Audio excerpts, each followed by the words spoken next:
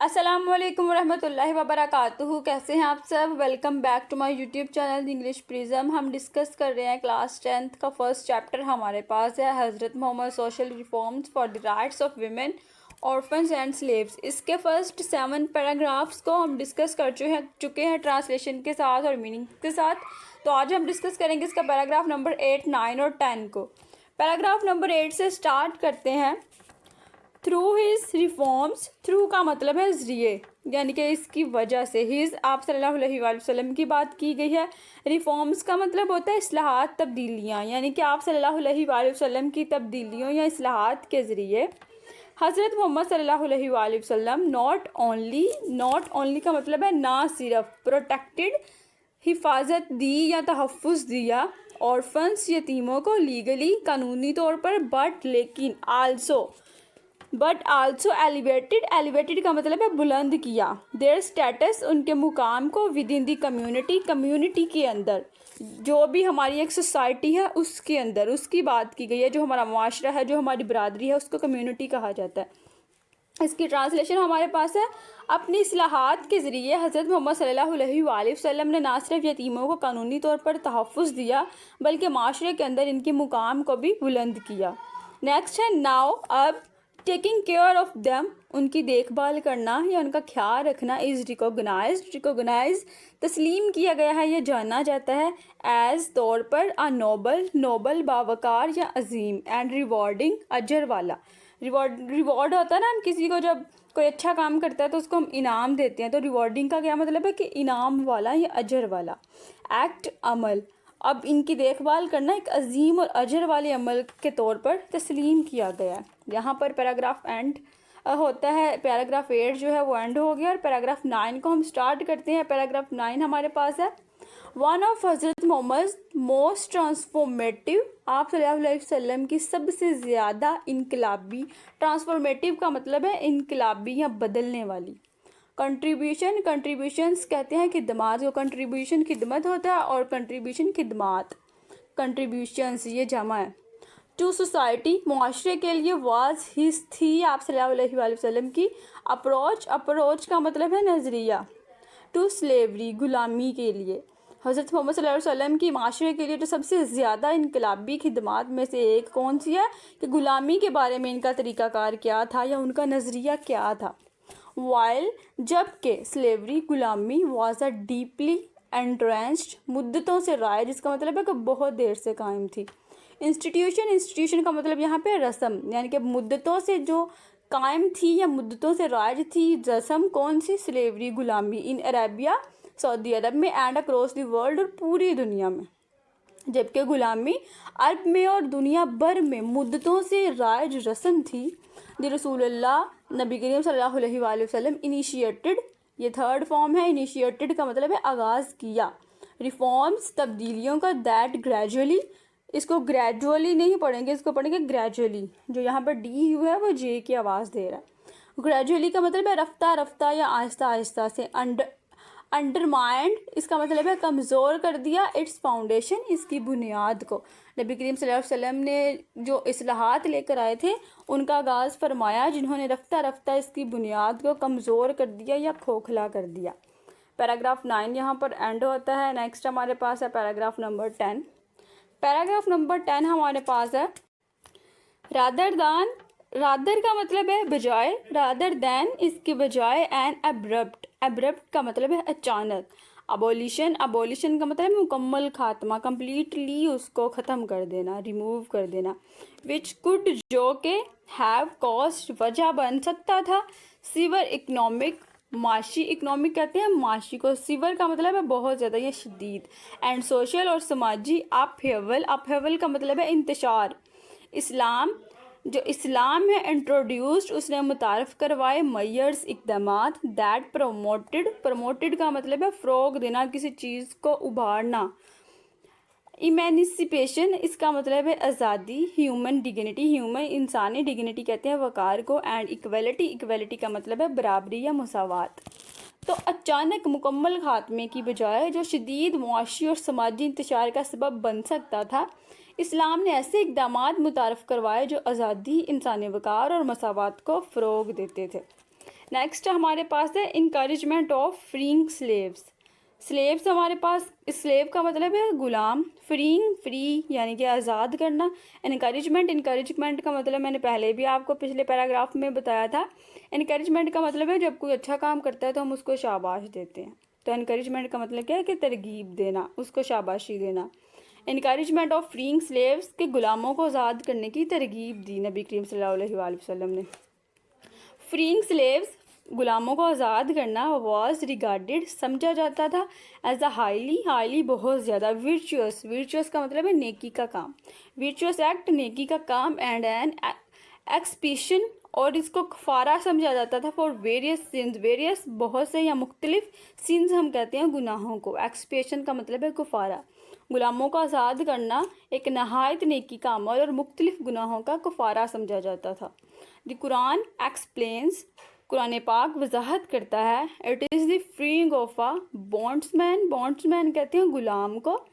ये है एक गुलाम को आज़ाद करना, अ स्लेव एक गुलाम, और अ कैप्टिव या एक कैदी को, और फीडिंग या खाना खिलाना, on a day of prevention जो फाके पर हो, फाका का दिन जो होता है उस, वो जो फाके का दिन है उस पे ना, उस दिन पर हम किसी को खाना खिला रहे हैं। एन ऑर्फन किसी यतीम को, नियर ऑफ किन या करीबी रिश्तेदार को, किन यहाँ पर इसका मतलब है रिश्तेदार, और आप पुअर रच का क्या मतलब है मोहताज, बहुत गरीब हो। इन मिजरी का, एंड बीइंग बिसाइड्स ऑफ दोस्त, और इसके साथ साथ हु बिलीव एंड एक्सॉर्ट या ईमान लाते हैं, बिलीव का मतलब है यकीन रखना या ईमान लाना, और इसके साथ साथ ईमान लाने वालों में से होना, एंड एक्सॉर्ट और तलकीन करना वन अनदर एक दूसरे को, टू पेशेंट सब्र की, एंड एक्सॉर्ट का मतलब है तलकीन करना वन अनदर एक दूसरे को, टू पिटी रहम की या हमदर्दी की, एंड कंपैशन और हमदर्दी की।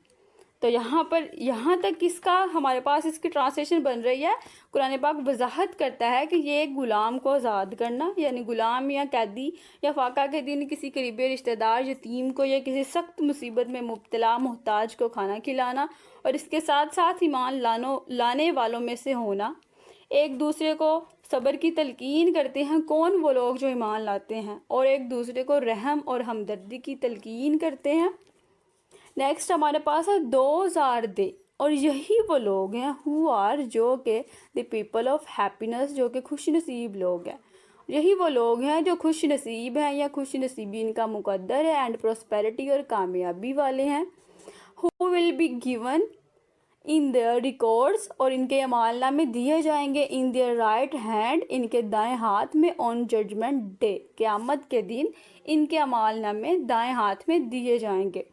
नेक्स्ट हमारे पास है दी रसूलुल्लाह सल्लल्लाहु अलैहि वसल्लम, नबी करीम सल्लल्लाहु अलैहि वसल्लम ने फ्रीड, उन्होंने आज़ाद किए, many of his own slaves, अपने बहुत से जो गुलाम थे उनको भी उन्होंने आज़ाद किया, एंड इनकरेज्ड और तरगीब दी अदर्स दूसरों को, टू डू द सेम कि वो भी सेम इसी तरह करे, यानी कि नबी करीम सल्लल्लाहु अलैहि वसल्लम ने बहुत से गुलाम खुद भी आज़ाद किए और दूसरों को भी इस तरह करने की तरगीब देते थे। नेक्स्ट हमारे पास है इक्वालिटी एंड ह्यूमन ट्रीटमेंट, ये इसी पैराग्राफ का है। इक्वालिटी का मतलब हमारे पास होता है मुसावात यानी कि बराबरी, एंड ह्यूमन ट्रीटमेंट हमदर्दाना सलूक यानी कि इंसानों की तरह बिहेवियर करना। ये हमारे पास है ही इंस्ट्रक्टेड का मतलब क्या होता है हदायत देना किसी को। इंस्ट्रक्टेड तो आप सल्लल्लाहु अलैहि वसल्लम ने हदायत फरमाई मुसलमानों को, to treat their slaves like brothers, कि वो अपने गुलामों के साथ अपने भाइयों जैसा सलूक करें। आप सल्लल्लाहु अलैहि वसल्लम ने अब क्या हदायत फरमाई थी वो हम पढ़ते हैं। Your slaves are your brothers, तुम्हारे गुलाम तुम्हारे भाई हैं। फीड देम, उनको खिलाओ, विद व्हाट यू एट, जो तुम खाना चाहते हो, यानी कि इन्हें वही खिलाओ जो तुम खुद खाते हो। एंड क्लॉथ, और इन्हें पहनाओ, them as you cloth yourselves, और तुम इन्हें वही पहनाओ जो तुम खुद पहनते हो। ये सही मुस्लिम की हदीस थी। नेक्स्ट क्या है legal rights and protection. Legal के कहते हैं हम कानूनी को, राइट्स हकूक़, एंड प्रोटेक्शन और तहफ़्फ़ुज़, कानूनी हकूक़ और तहफ़्फ़ुज़ात क्या थे। स्लेव्स वर ग्रांटेड लीगल प्रोटेक्शंस, गुलामों को कानूनी तहफ़्फ़ुज़ात दिए गए। देयर मिस ट्रीटमेंट, उनकी जो बदसलूकी है, उनके साथ जो बदसलूकी करते थे, वाज प्रोहिबिटेड। प्रोहिबिटेड का मतलब होता है किसी चीज़ से मना करना, उसको ममनू करार दिया गया। And they had the right to, और उनको ये हक दिया गया, टू अर्न देयर फ्रीडम, कि वो अर्न का मतलब है कमा सके, देयर फ्रीडम अपनी आज़ादी के लिए, थ्रू अ कॉन्ट्रैक्ट एक माहदे के ज़रिए जिसको मुकातबा कहते हैं। तो इनके साथ बदसलूकी को मना किया गया और इन्हें माहदे के ज़रिए अपनी आज़ादी हासिल करने का हक दिया गया।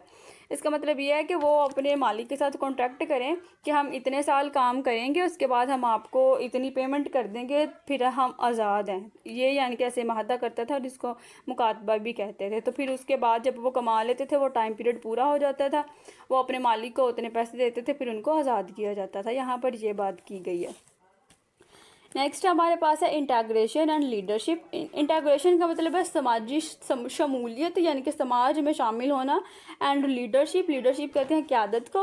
One of the most powerful example, जो सबसे ताकतवर मिसालों में से है, इज़ हज़रत बिलाल, हज़रत बिलाल इब्न रबाह। हज़रत जो बिलाल हैं उनकी मिसाल यहाँ पर दी गई है। फॉर्मर का मतलब है साबका या गुज़श्ता, यानी कि जो पहले गुजर चुके होते हैं उनकी बात की जाती है, तो फॉर्मर का लफ्ज़ यूज़ किया जाता है।